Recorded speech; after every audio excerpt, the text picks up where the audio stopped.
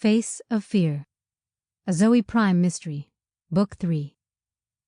Face of Madness, a Zoe Prime mystery, Book 4. Written by Blake Pierce. Narrated by Ulka S. Mohanty.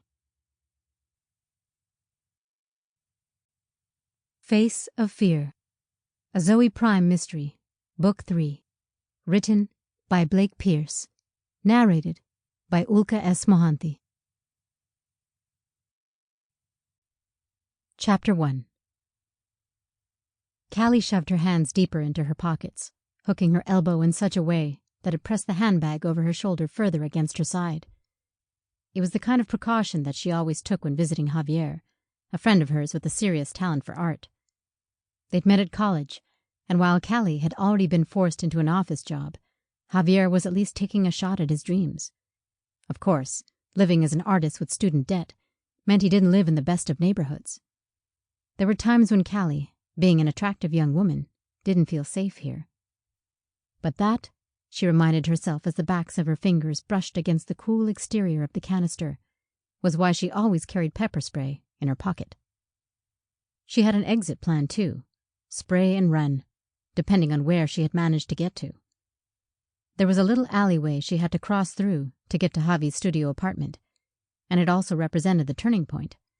Before she reached it, she knew the quickest route was to run back on her footsteps, out to the main street where she could find safety in numbers. Past the halfway point, she would run to Javi's door and scream into the intercom until he buzzed her in.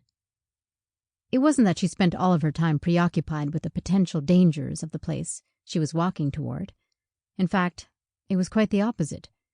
Callie had come up with this plan the second time she had ever visited Javi there, and since then she was free to daydream on the way over to his place. To daydream about the tattoo he was drawing for her, and what it would look like. They had been working on designs together for a couple of years, ever since she got her first. She'd loved it so much that she had begged him to make her another, and this would be the third time one of his designs decorated her body. There was something strangely intimate about it, though they had never been lovers. Something about the way his work trailed across her skin, the one gesture of rebellion against the corporate lifestyle she was no doubt going to have to endure for decades. Or maybe not. Maybe she could find a way out, to do the things she really loved. Start her own business, even though she hadn't figured out what it would be yet. Callie could still hope.